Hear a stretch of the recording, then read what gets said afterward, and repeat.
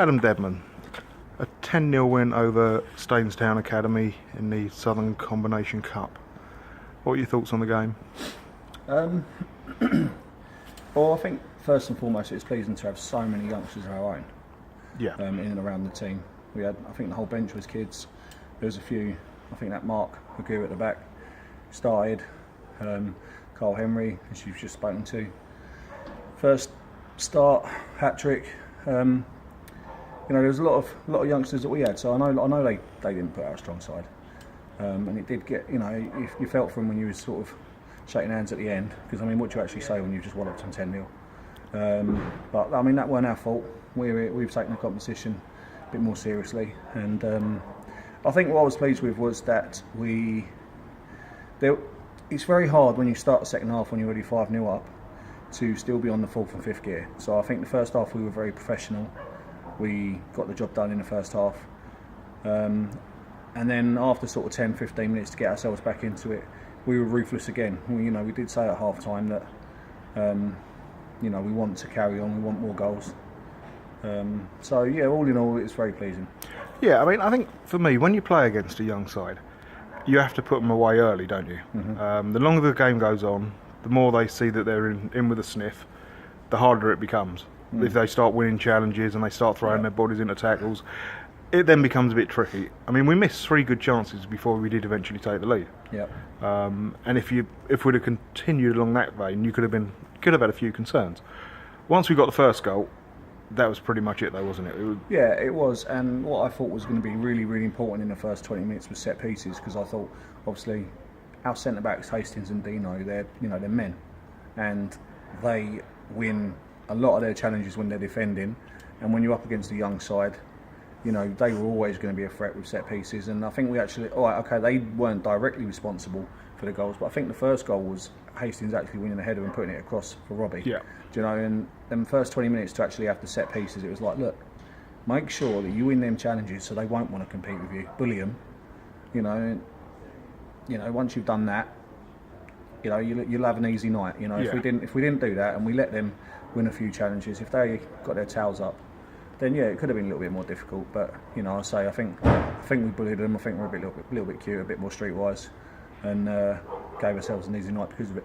Yeah, I'd agree. When you look at us, though, as you say, we had 9 teenagers in the squad tonight. Absolutely, we had 4 starting.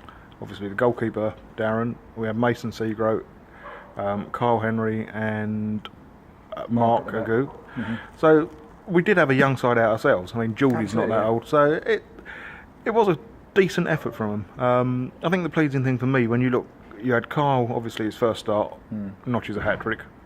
Jordan, despite having been with the club last year, that was the first time he'd scored for us, so again, a hat-trick.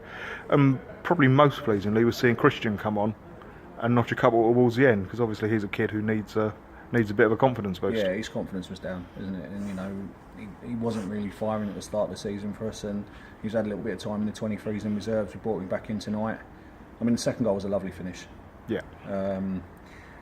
Look, at the end of the day, I don't want to sort of bang on that we've beat kids and that we've put a strong team out. Yes, we have put a strong team out, but we've put a strong set of kids out ourselves. Yeah. Let's not get carried away. It's not like we've played a bunch of, we haven't stuck 30-year-olds out all the way through the team. We've had good kids. We've just had good quality kids. Yeah, we've had kids. We had 4 players, I think, 2 players making their debut tonight. Mm-hmm. Another couple making their first starts. So it was. Some big mentions. There were some big performances from the kids. And obviously, Cole doesn't need any more talking about. I've been quite highly praising him the last month or so in training. To anyone that will listen, and I think a few of the senior boys today were pleasantly surprised just how good he is. Mark Agu, I'll be honest, I didn't know anything about him. He put next to no foot wrong all night. He was very, very strong. He was assured on the ball. His positioning was good for a fellow of his age.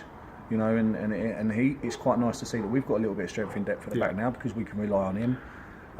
Mason Seagroat, didn't do anything particularly flashy, but everything he was industrious. He ticked over in midfield.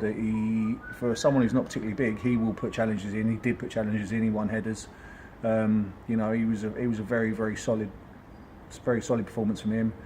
It's nice to see so many kids that are on the fringe with good attitudes, which is not always the case.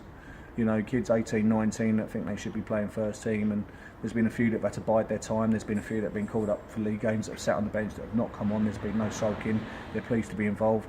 You know, it was nice for them to get out and about, and to be honest, by and large, they all impressed. Yeah, I mean, even you've mentioned 4 of them. You look at, or 5 of them with Christian. You look at Ben when he came on, looked lively, looked to attack people, and Ryan, I mean, came on, looked steady, did a tremendous run in the second half when he's when he's chased the ball down that he had no right to keep in, nearly created a chance. Them two, Ben Senior gave their right back a lot of problems, turned him inside out countless times, and Ryan technically is a good player.